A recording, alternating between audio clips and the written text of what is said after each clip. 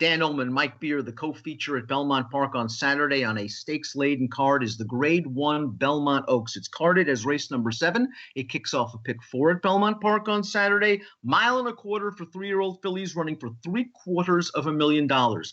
Great card at Belmont on Saturday. Get involved with DRF Bets. You know the drill by now. Here's the deal. Head on over to bets.drf.com for all of the details on sign up. Here's the field for the Grade 1 Belmont Oaks. It is a very strong group, of course. We know that Chad Brown's going to be well represented. Let's begin with a horse that will eventually be in the Chad Brown barn, and that is the number 1 Illman, who ran so well last time out in a Group 1 in France, going a mile and a quarter. Pascal Barry has won several Breeders' Cup races in the past. He knows what he is doing. And Illman last time out in that Group 1, he actually broke very well. You could tell the jock was kind of looking around, waiting to get covered up because this horse got a little bit eager, and he stayed covered up till about the quarter pole. Once he got out, she ran really, really well. Illman is a main contender in this race. Yeah, I think she is too. I mean, she's just one of those players. You can just see the development from her from day one right up until her last race. She just keeps improving. They've added distance for her this year. She's handled it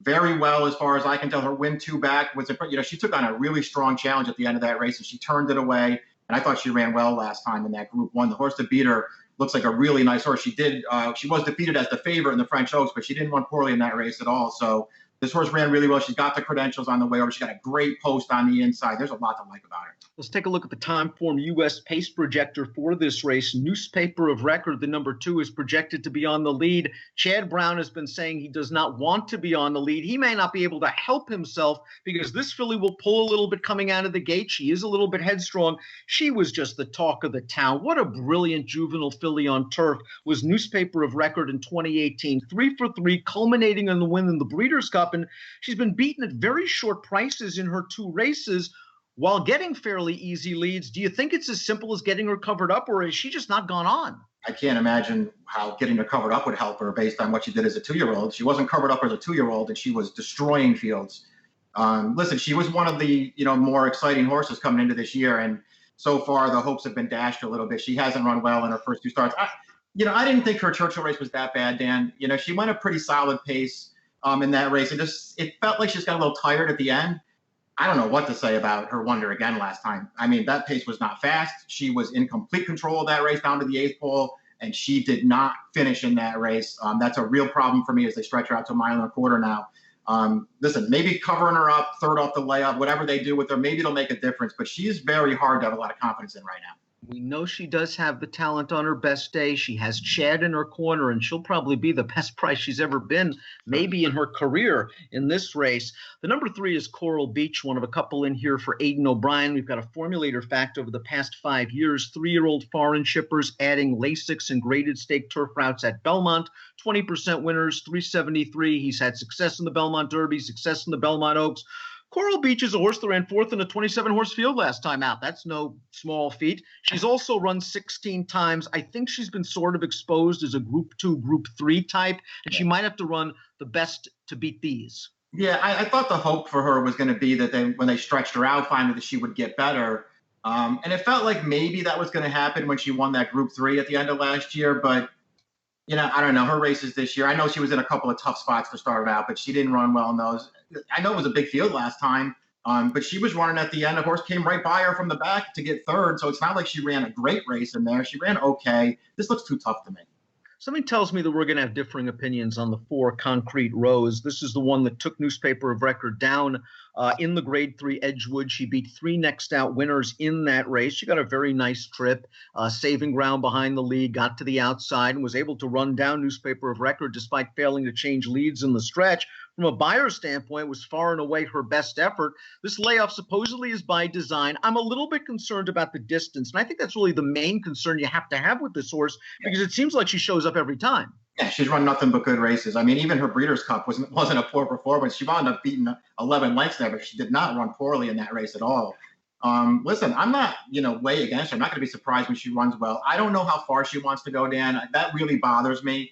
And, let's just be honest about it. The luster of that win over Newspaper of Record off the layoff, it's off a little bit after Newspaper Record came back and ran poorly again. So, we'll see. I'm not, way against her in here. I just wanted other horses. You see a situation where if Newspaper of Record is absolutely intent on following Chad's wishes and not going to the front, that Concrete Rose could be able to make the lead, or do you see maybe one of these Europeans acting as a pace setter? I wouldn't be surprised if a horse like Coral Beach was in here to provide a little pace, but I do think Concrete Rose can get a very good trip in this race. The 5 is Caffe Americano. On the face of it, this very well-bred filly looks a little bit slow on paper, and she is. Yeah. 73 buyers, 76 buyers. She's also a perfect 2 for 2. And I have a feeling that Chad has her in here because he knows that of all of his fillies, this one might relish the distance the most.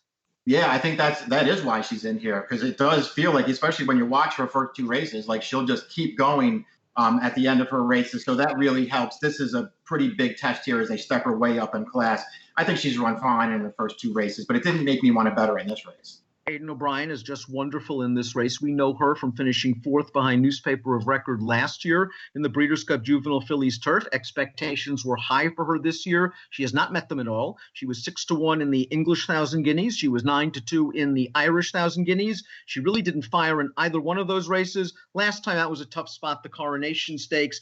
Maybe getting Lasix and getting back to North America is going to help her off those last couple of races. I'm not sure where she is right now. I don't either. I mean, she's got a little bit of the Newspaper of Record thing going on. A really good 2-year-old. I mean, that win in the Rockfell before she came over here last year was really impressive, and she ran well in the Breeders' Cup too. So far, she hasn't taken a step forward at 3. I'll be honest. I thought her English 1,000 Guineas was actually a pretty good performance. I didn't think she ran poorly at all in that race. Her Irish 1,000 Guineas was not good, and she was terrible last time. So maybe she just hasn't gone on. I will say, though, Dan, she is bred to love a 1.25 miles. I mean, this whole family wanted to go on. This is, of course, the Galileo, See the Stars family. The Dam is a sister to Athena, who won this race last year. This horse wants to go long. It could make a big difference. And this is the first chance she's going to get to really go long. Those miles, especially in the 1,000 Guineas races over there, they're stiff tests. Now she might be able to actually relax a little bit going 1.25 miles. And as you mentioned, the pedigree is stellar for the distance. The number 7 is Jody, coming in from Japan, listed stakes winner as a 2-year-old at Tokyo. That's the main circuit on the East Coast in Japan. She's been big prices, however, in some of the Group 3, Group 2 races. She was 121-1 in the Japanese Oaks. And that kind of tells me that maybe she's not exactly top class. The Japanese Oaks is just a throw out for me. I think 1.5 miles is too far. I think that company is too tough. She ran well 2 starts back. I'm not sure about that field, though. Yeah, we'll see what happens. I mean, if nothing else, she's outrun her odds in a couple of races. Yeah.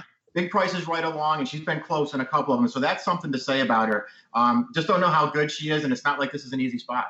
Dinah Passer, the number 8's got a big pedigree as well. She's a half to Sadler's Joy. And we know he wanted to go all day long for Tommy Albertrani. This horse was able to stretch out to 1 3/8. It was exactly what she wanted. She beat a couple of next now winners. It was a good performance. But talk about a hike in class from a maiden special weight to this international cast of Grade 1 turf horses. I think Dinah Passer is going to be okay. I'm going to watch her this one. I think she's going to be okay, too. You sort of had the feeling she'd like the distance. She did like the distance last time. She won that race easily, but it didn't come back that fast, and obviously this is a tough spot.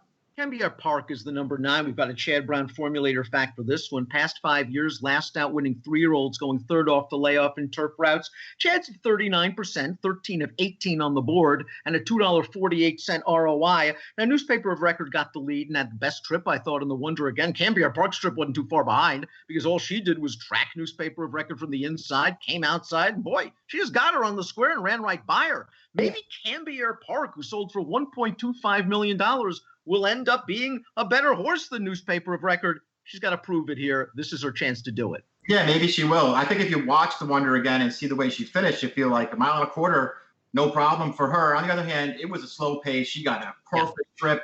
You know, when you watch it, I mean, it almost feels to me, and I don't want to be too hard on Cambia Park, but it feels like she won because Newspaper Record didn't finish. This horse didn't make up any ground from the top of the stretch to about the 16th pole. And then you could see Newspaper Record not finish it off. And then this horse ran right by her. I'm not knocking her, Dan. I'm just not a big fan of hers as of yet. Maybe she'll win me over.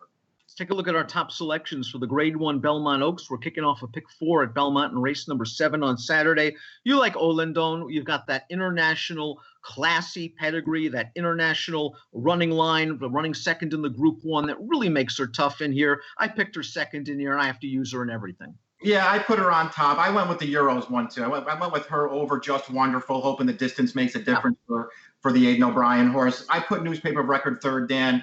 I mean, listen, I'm going to use her in multi-race wagers because if she remembers who she was, she can beat this field. I just don't trust her anymore. All about the price for her as well. I want to give Concrete Rose a chance. Yes, I am concerned about the distance, but as you mentioned, Mike, isn't just a good trip coming, sitting second or third in here? She should have every chance in the stretch to prove that she's one of the better 3-year-old fillies in North America. I'll give her one more shot. I want to use a lot of Olandon. I might want to use a little bit of Cambier Park as well. She's really done nothing wrong, and maybe she'll get a good setup as well. I'm going 4, 1, 9, and 3. I'm also using Mike's top selection, the one Olandon, fairly heavily in the pick 4. Fun race, the Grade 1 Belmont Oaks. Great card at Belmont on Saturday. Get involved and sign up for a new DRF Bets account. All the details right there on the screen. Approximate post time for the Belmont Oaks, 4:30 Eastern. Good luck.